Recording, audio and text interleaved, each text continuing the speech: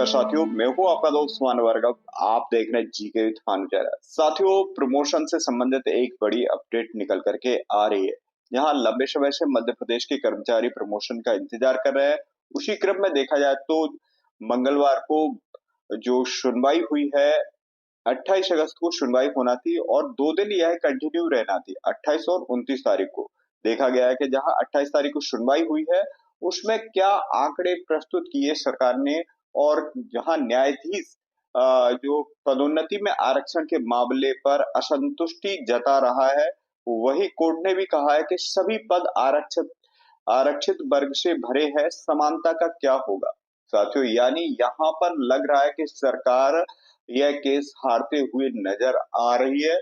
और अब देखते हैं कि आगे इसकी जो सुनवाई 12 नवंबर को होगी, उसमें क्या जो फाइनल डिसीजन आता है, आरक्षण पदोन्नति में रहेगा या नहीं रहेगा। लेकिन उससे पहले हम इसकी डिटेल में जानकारी जानते हैं, मंगलवार को सुनवाई में क्या क्या हुआ।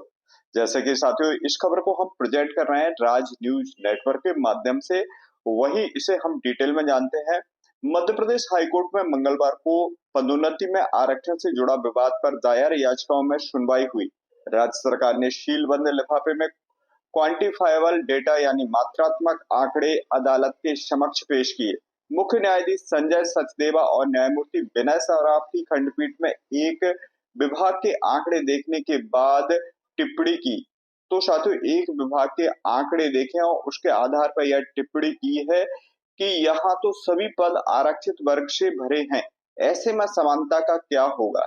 यानी जहां आंकड़े मंगाए गए थे, क्या उस वर्ग के पर्याप्त प्रतिनिधित्व करता है या नहीं है। तो देखा गया है कि आंकड़े के आधार पर कि हाँ, उनके प्रतिनिधित्व करता है और सभी पद आरक्षित वर्ग से भरे हुए, यानी ऐसा नहीं है कि आरक्षण की आवश्यकता हो। कोर्ट ने सरकार को जवाब और प्रस्तुत आंकड़ों पर असंतोष जताया है। अदालत ने सरकार को पदोन्नति नीति, एडीकेसी और रिप्रेजेंटेशन पर पुनः कार्य करते हुए स्पष्ट जवाब दाखिल करने के निर्देश दिए हैं। साथ ही मामले की अगली सुनवाई 12 नवंबर तय की है। यह याचिकाएं भोपाल निवासी स्वाति तिवारी व अन्य की ओर से दाखिल की गई थी, जिसमें मध्य प्रदेश लोक सेवा पदोन्नति नियम 2025 को चुनौती दी गई थी। याचिकाकर्ता का तर्क है कि वर्ष 2002 में नियमों को हाईकोर्ट पहले ही आर.बी. राय केस में निरस्त कर चुका है। इस निर्णय के खिलाफ राज्य सरकार ने सुप्रीम कोर्ट में विशेष अनुमति याचिका दाखिल की है। इसमें यथास्थिति बनाए रखने के आदेश हैं।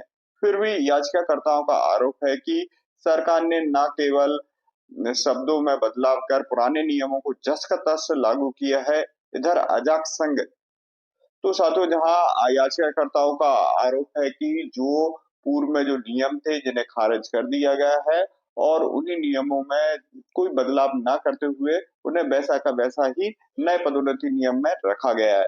इधर अजाक्स संघ सहित आरक्षित वर्ग के कई अधिकारी कर्मचारी इस मामले में हस्तक्षेप याचिकाएं दायर कर चुके हैं। पिछली सुनवाई में सरकार ने स्पष्ट किया था कि नई प्रमोशन नीति 2016 के बाद पदोन्नतियों पर लागू होगी। तो साथियों, पिछली जो सुनवाई हुई थी इससे पहले, यानी जो 16 तारीख को शायद सुनवाई हुई थी, 16 अक्टूबर को, तो उसमें सरकार ने स्पष्ट किया था कि जो 2016 के पहले जितनी भी पदोन्नतियां हुई हैं, वह जस की तस रहेंगी, यानी उनमें कोई परिवर्तन नहीं होगा, यानी कर्मचारी रिवर्ट नहीं होंगे। और वही 2016 के पहले कर्मचारी 2002 के नियम और उसके बाद के प्रमोशन नियम 2025 के प्रभावी रहेंगे। कोर्ट के निर्देश अनुसार सरकार ने इसी नए नियम के तहत क्वांटिफाइबल डेटा सीलबंद लिफाफे में प्रस्तुत किया था। तो साथियों, जहां डेटा आ चुका है, अब इनसे ऑथेंटिक डेटा मंगाया गया है, जो कि सरकार इसे पेश करेगी 12 नवंबर को और फाइनल सुनवाई होगी। साथियों, यहाँ पर सीएस जो वैद्यनाथन है, उन्हें भी बुलाया गया था, जो कि पैरवी कर रहे थे, लेकिन इन्होंने ऑनलाइन ही वीडियो कॉल के माध्यम से इसकी पैरवी की थी, तथा अन्य जो महाधिवक्ता थे, उन्होंने कोर्ट में उपस्थित रह करके सरकार का पक्ष रखा है।